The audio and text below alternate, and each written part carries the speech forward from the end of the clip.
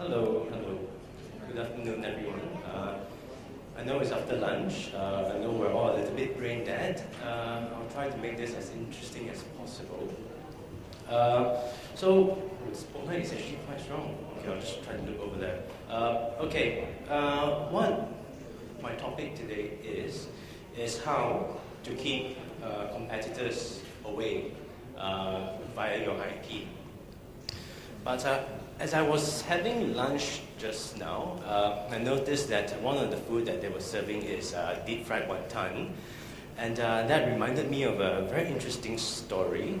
It's not a success story. I'm actually born and bred in Penang, so I went to school in Penang. I went to an all-boys school. For those of you who know, I went to Chongling. And in the school canteen, there was an auntie who sold wonton mee, wonton noodles. And then one of the things that she sold was deep fried wonton as well. So to us hungry teenagers, every piece of deep fried wonton is 10 cents per piece. But every piece of deep fried wonton is like a taste of heaven. So naturally, after we bought a bowl of wonton, we would want to keep the wonton to ourselves. So we've developed a very interesting and very efficient way of preventing other people from stealing our wonton. What we did was, after we got our bowl of wonton, immediately we spit into it.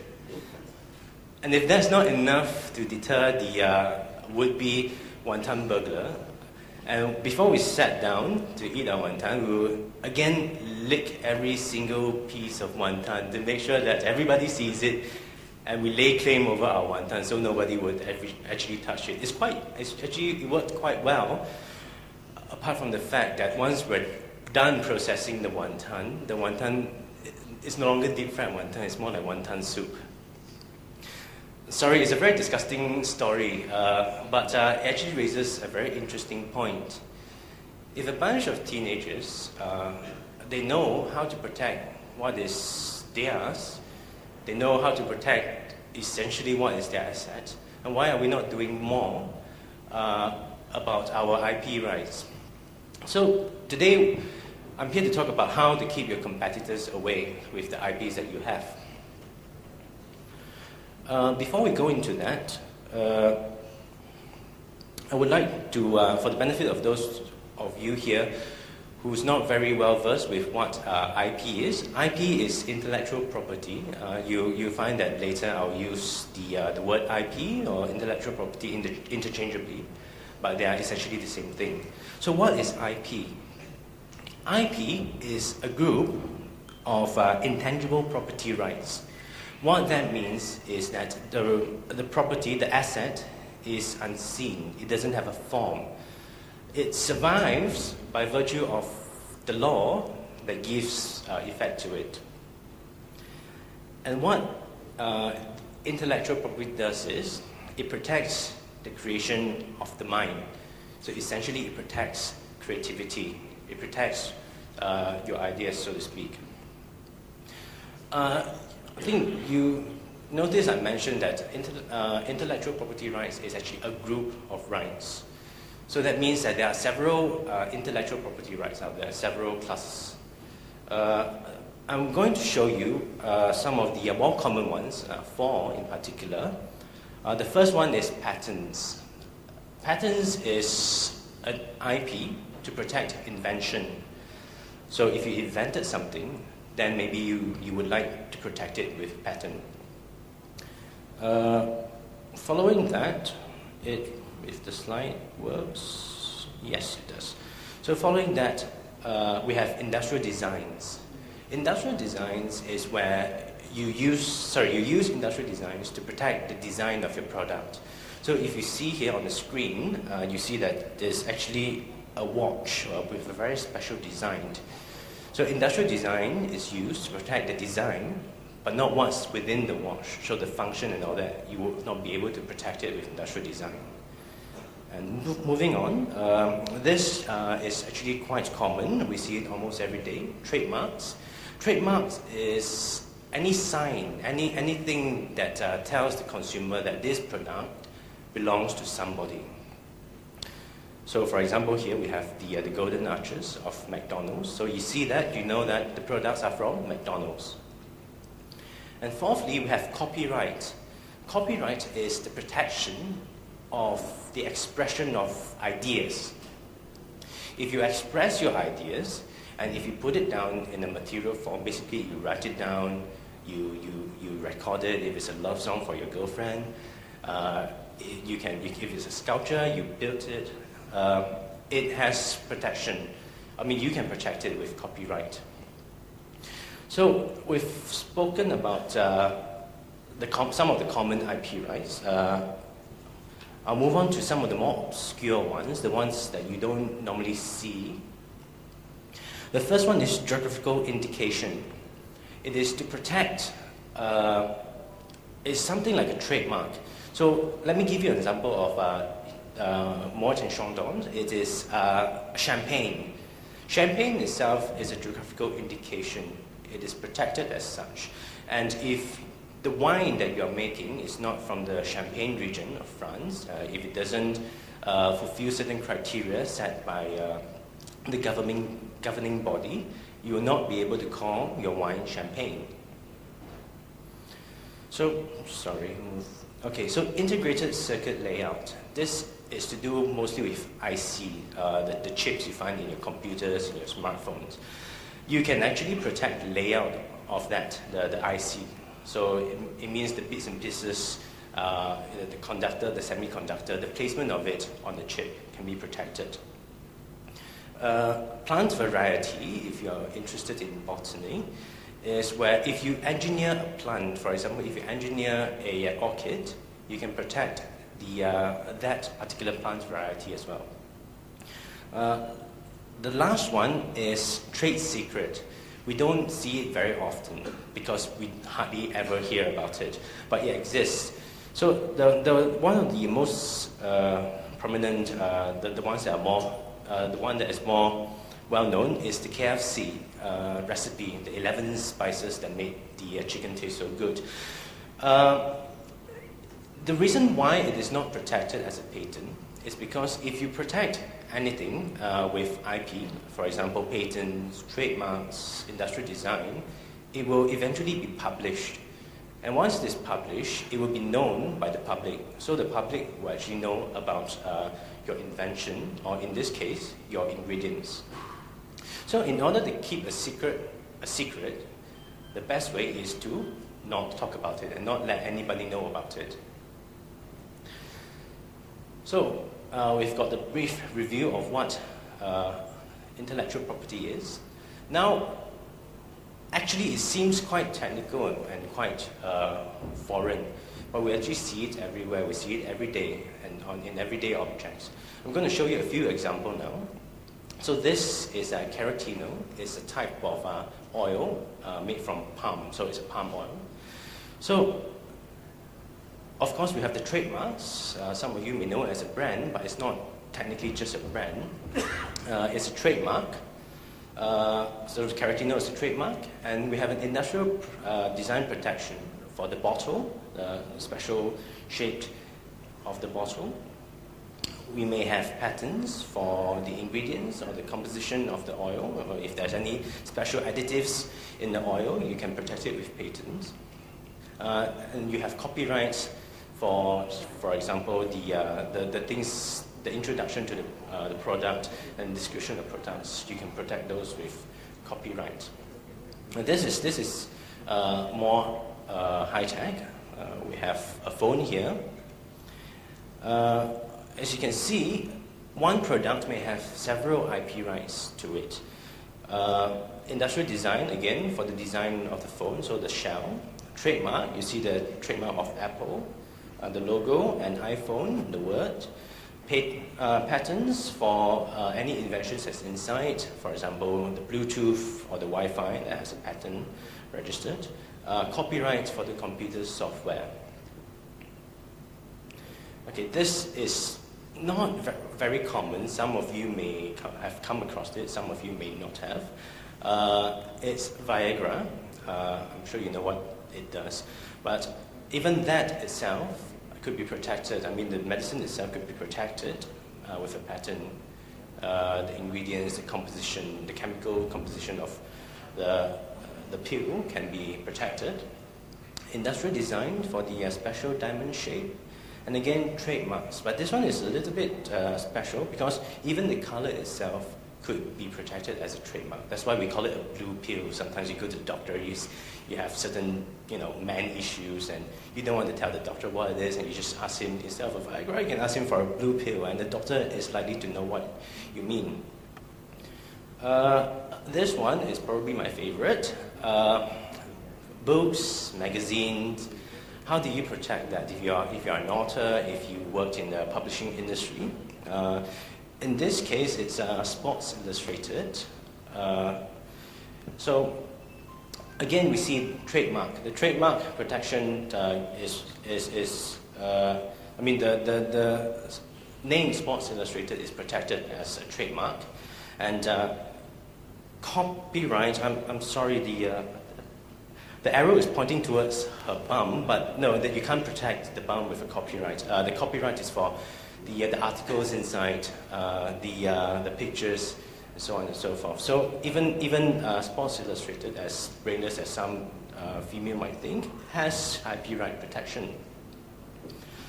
So we know a bit about what IP is. I think it's okay now that I go into the main topic of today's talk. So we are talking about keeping competitors away. So how do you keep competitors away? There are several ways of doing it. I'm going to talk first about the soft way. So it's a very zen and passive way of keeping your competitors away. So as a business, you would want to stand out from the crowd. You don't want to be the one brand in 100 or in 1,000. You want to be the brand. So like the cute penguin there, you want people to notice you. So you want your business, eventually your brand, to be synonymous with the products that you are making or with the services that you provide. One way of doing it, and one way of using your IP rights to do it, is through trademark. What trademark is, essentially, is a source identifier. It identifies the source of your product or your services. So, for example, when we see this very simplistic logo, we know that it's from Nike. I hear Nike somewhere. Yes, you're right. It is from Nike. So when you see that trademark, you know that the product is produced by Nike. And sometimes trademark can be so famous, it can be so popular that people would know it even without having to see the trademark. So let's do a small test here. If I will show you some products, I won't show you the products. I will tell you what the product is, and I would like you to guess what the trademark is. So the first one, anti-dandruff shampoo. Anyone? First trademark that comes to mind. Head and Shoulders. Very good. Search engine. Google. Fast food. I hear McDonald's and I hear KFC, but it's McDonald's. Coffee? Starbucks. Very good. So you see, we don't really have to see the trademark to know what the product is. We see the product, we know immediately in our mind, we have the image of that trademark. Okay, this one is mostly quite local, so it may be a little bit difficult. When you see Penang Tau Sapia, you say? Nghi Hiang, yes. Too bad CHT is not here, we'll be very proud of you guys. So again, you see, even a local trademark can be so famous that whenever somebody mentions a product, immediately the trademark comes to mind, immediately the brand comes to mind. And of course, with the brand, you find the manufacturer. So what can be registered as a trademark? So because eventually you will want to register to protect your trademark. So here is an example of HSBC. So can you see the words? Okay. So basically, a word can be registered as a trademark. In this case, it's just 4 letters. The logo can be registered as a trademark. And of course, the tagline, as long as it indicates what your business is and indicates who is responsible for the service, it can be registered as a trademark as well. Okay, so that's trademark. You can use the trademark to stand out from the crowd because, like I've shown just now, once you hear the product, once you see the product, you know the trademark. Another thing that speaks to a deeper and something more deeper within us and speaks to the soul is the design of a product. Industrial design. I remember once when I was very young, I was sitting right in front near the Gurney Drive there. I saw a red Mustang GT just drove past me. It's so beautiful. Like I can remember the curves and how the sun actually moves around the curves, and immediately I know that is a car that I want to buy, or if I have the money, that's a car I want to buy. And it speaks directly to my soul. It speaks something that is understandable to my emotions. When I see it, I know I want to buy it. And to this day, it's still the car that I want to buy. It's still my favorite car. So design has that effect on consumers. Because whenever you buy a car, right, the first thing that you notice is probably the design. You don't even need to see the brand. The first thing you see the design, oh, it's so beautiful, it's so sexy. I've given you an example of a few cars here, 4 cars. They are built in between the 60s and the 70s. They were actually built to mimic the curves of a woman's body, to make it look sexy. That's why it's so curvy. I don't know why they stopped practicing that, because all the cars are quite square now, and I don't see any square females out there.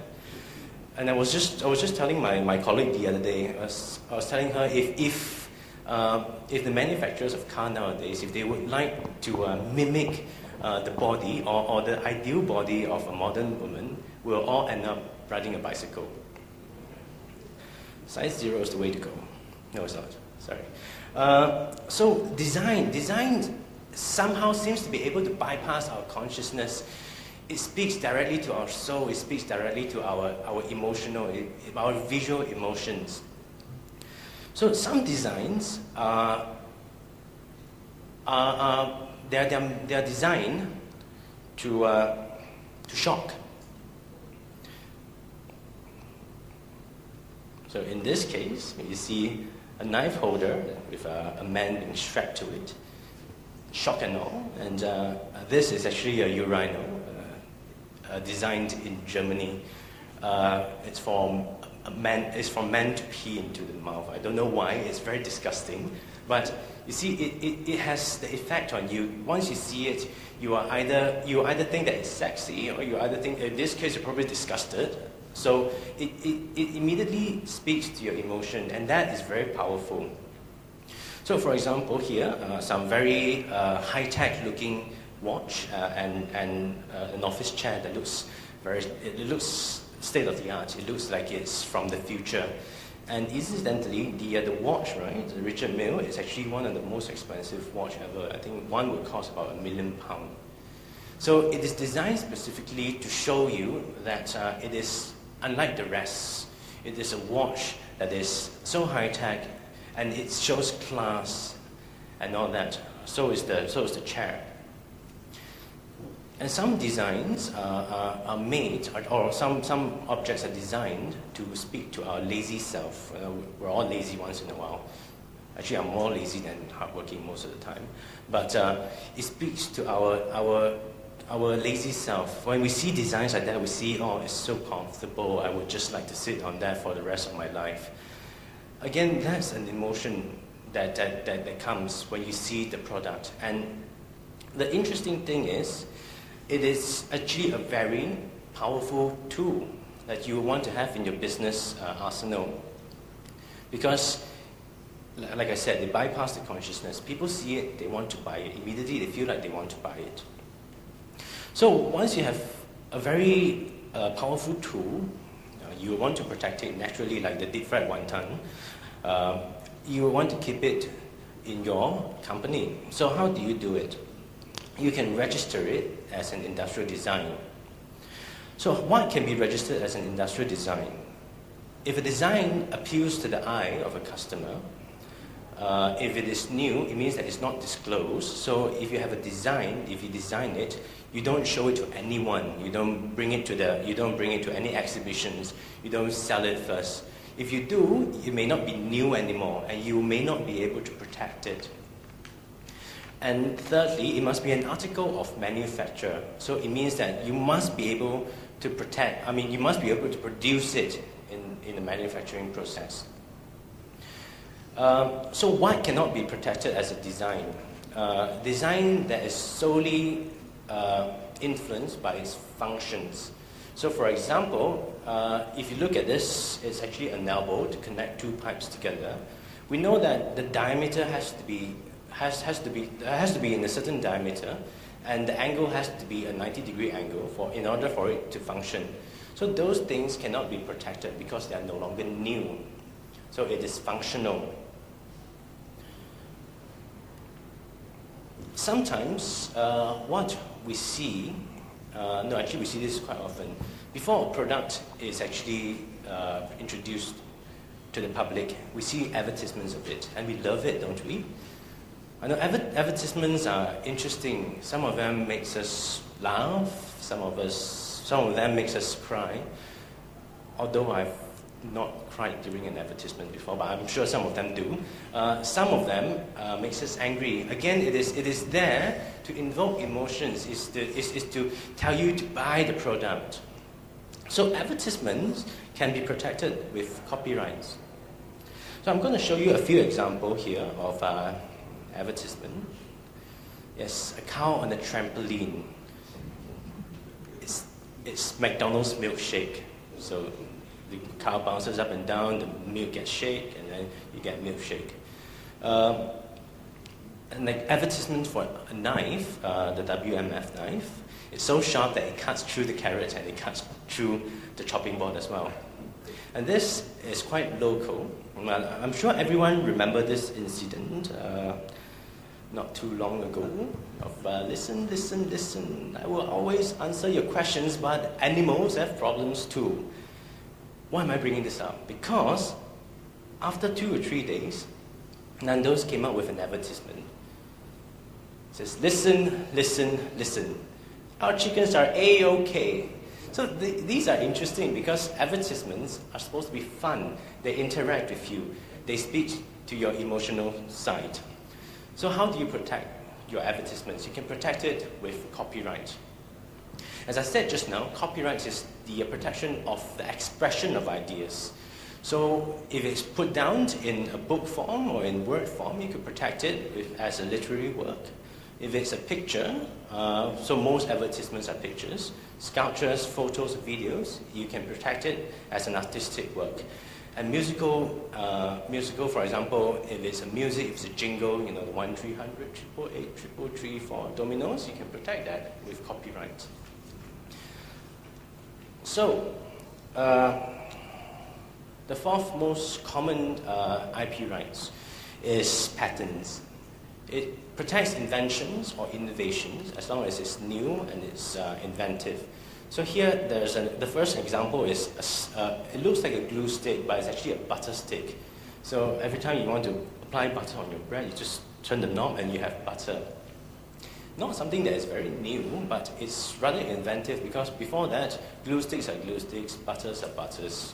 You mix them together, probably some Japanese who did that, and you can patent that as an invention.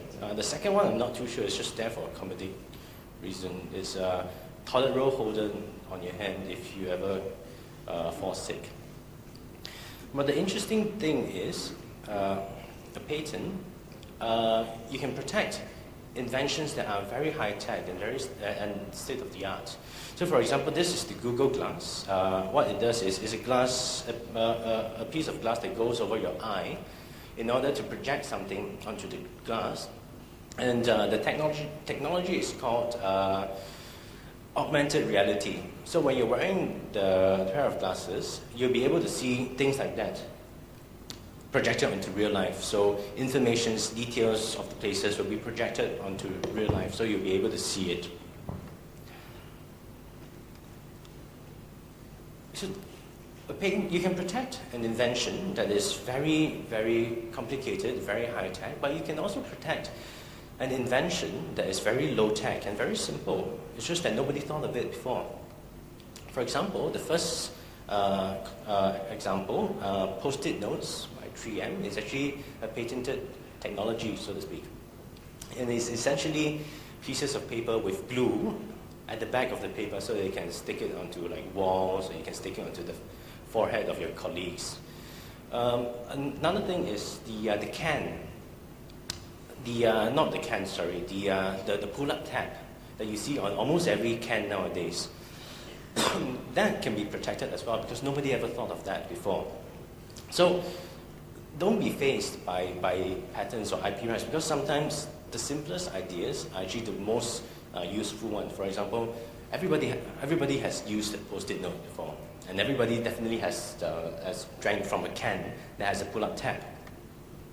So you can imagine if everybody wants to use that technology and you are the only one who are allowed to produce it, you a monopoly over the technology. So that is basically what IP is.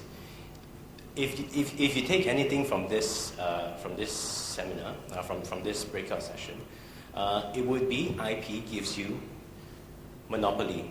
Who doesn't want monopoly? If you're the only one who can produce certain things, you will definitely get supply. I'm sorry, you will definitely get demand, but you'll be the only one who can supply it. So moving on, what can be registered as a patent? So we've mentioned that it has to be an invention, but it actually almost a lot of the other things can be protected with patents. So if you have a product, you invented a product that is new. Again, this means that it's not disclosed. Nobody has seen it before. Or if it's inventive, and of course you can produce it in an industrial way, you can register it as a patent.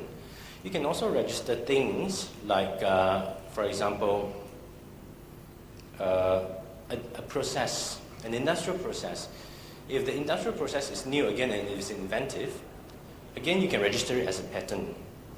So this example is actually fracking, how they take oil from rocks and sand.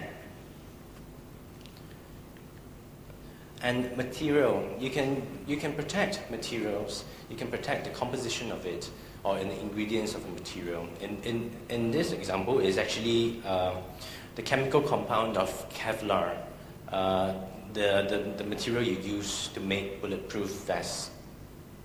So a lot of things can be patented. So we've discovered the soft ways of keeping your competitors away. So we say that you can do it by standing out. That is with your trademarks. You can stand out with your industrial design. You can make something that is so innovative and so inventive that people would love to have it. But none of those will mean anything if you do not have an enforceable legal position. If you're not in a legal position to say, hey, that's mine, hands off. So like the example of the deep fried wonton just now, I need to be in a position to be able to claim ownership of my invention, of my trademark, of my ideas. So now we'll move on to keeping competitors away the hard way. So this is when we're being a little bit less nice and we're being a little bit more nasty. And this is how to stop people from using or copying your technology or your ideas. So it's through enforcement. So you enforce your rights.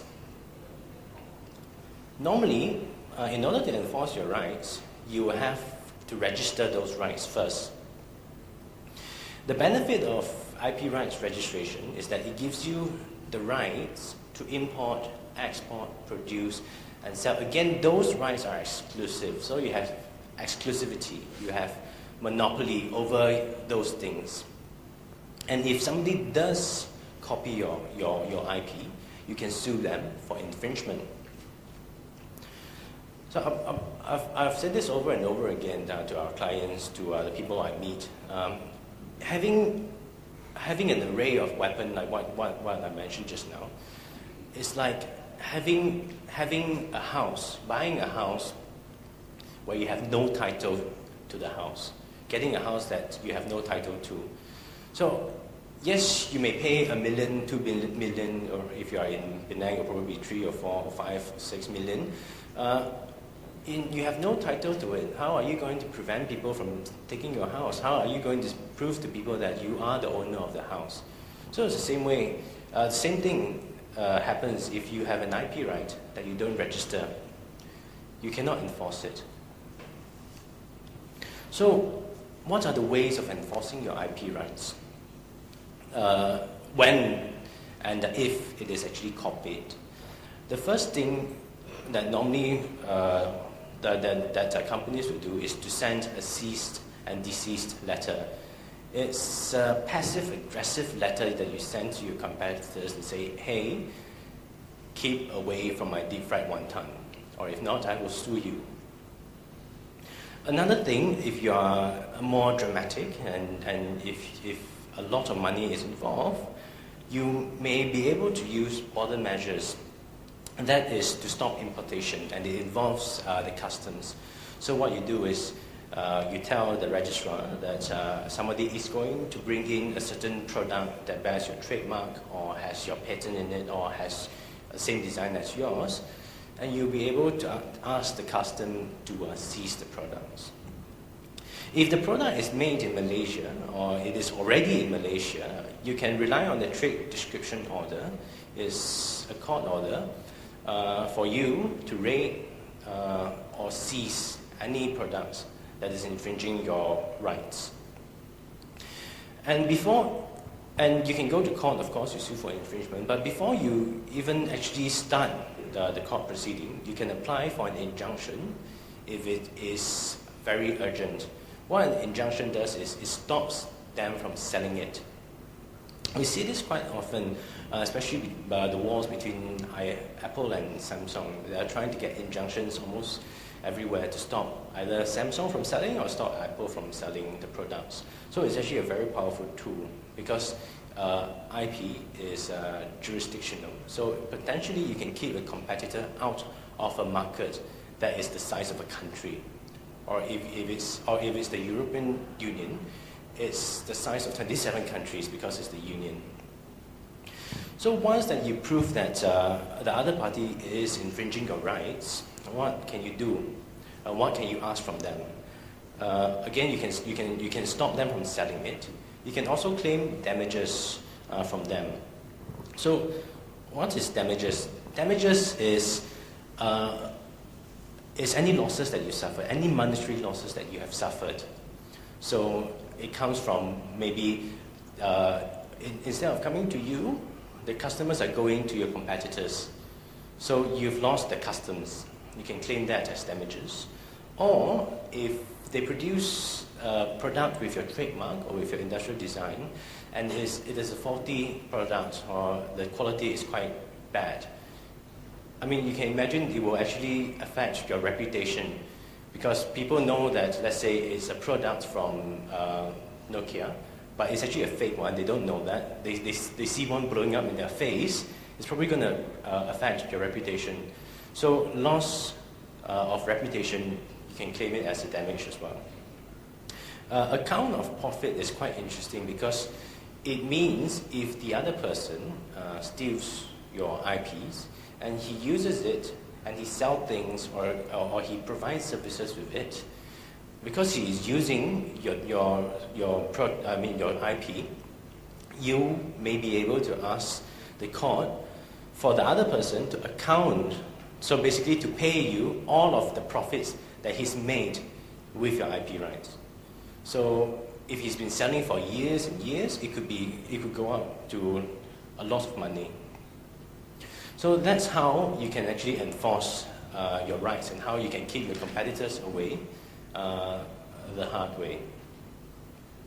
Okay, I've got 5 minutes. I'm actually almost done.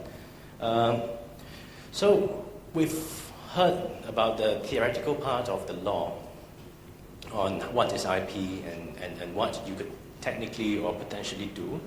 Now I'm going to get more up close and personal, so to speak. I'm going to show you what, for example, if any of you here are interested in IP, what your business, what you can protect as an IP right in your business. So if you're in the manufacturing business, you may be able to protect certain things with these 4 rights. Patents, if you have invented something, or if your manufacturing process is so new and so inventive, you can protect it with a patent. Trademarks, I mean, that goes without saying. If you produce something and you have a brand on it, I mean, you have a trademark on it, you register that as a trademark. Industrial design, we've said a bit about what it is just now. The design that makes people want to buy your product, that can be registered as well. Copyrights, of course, if you're manufacturing products with any expressions on it, you can register that as a copyright. If you're in the F&B industry, I think the most important IPs that you can rely on is the trademark. Your brand, your name. So if you have a restaurant, you can trademark your name, so you prevent other people from using it. The rest, patents, industrial designs, and trade secrets. Trade secrets is quite important as well, because we've seen just now KFC has a trade secret on its ingredients. Coca-Cola has a trade secret on its ingredients, so you can actually use that as well. Industrial designs is quite interesting, because sometimes, let's say if you're producing not just food, or let's say your food is in a very, very cute design. Have anybody had the panda chocolate biscuit? Yeah, those can be registered as an industrial design. The packaging can be registered as an industrial design. So it is quite relevant as well. So if you're in the IT field, again, trademark. So you are protecting your name. You're protecting the model or anything that indicates the source. Copyright for software. The source code of a software is protected with copyright. And in certain countries, even your softwares, your programs can be patented as well. Okay, if you're in the fashion industry, again, you're looking at trademark. So, so for example, if you're Keeves, you probably have registered your trademark. Copyright for the drawings, for your advertisements, industrial designs for the fashion object, be it a watch, a shoe, anything that is new, you can register that as industrial design. So it's basically quite limitless what you can do with IP rights, and it is in every object that you see. So even if you are involved in art, again, you can trademark your trademark. If you are an artist, you can trademark perhaps the name of your company, or you can protect it with copyright, definitely, because it's an expression of an idea. And if eventually you want to produce products with your, let's say, your painting, you can protect it as an industrial design. That's about it, actually. Any questions, anyone? Or if you have any questions, I'm actually in the booth outside. It's you will walk through there if you are going to the toilet. I actually have a few newsletters with me, 2 copies. I mean, I've got several copies of 2 newsletters. You can actually come and grab 1 or 2. When you're heading to the toilet, it makes a pretty good toilet read. So if you have any questions, you can. Oh, yeah. Mm-hmm.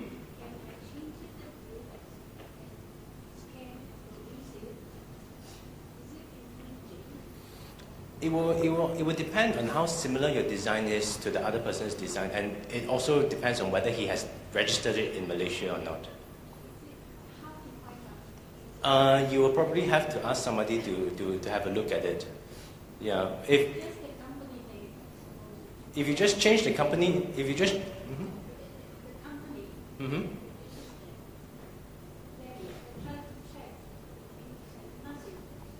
Okay, you can do a design search.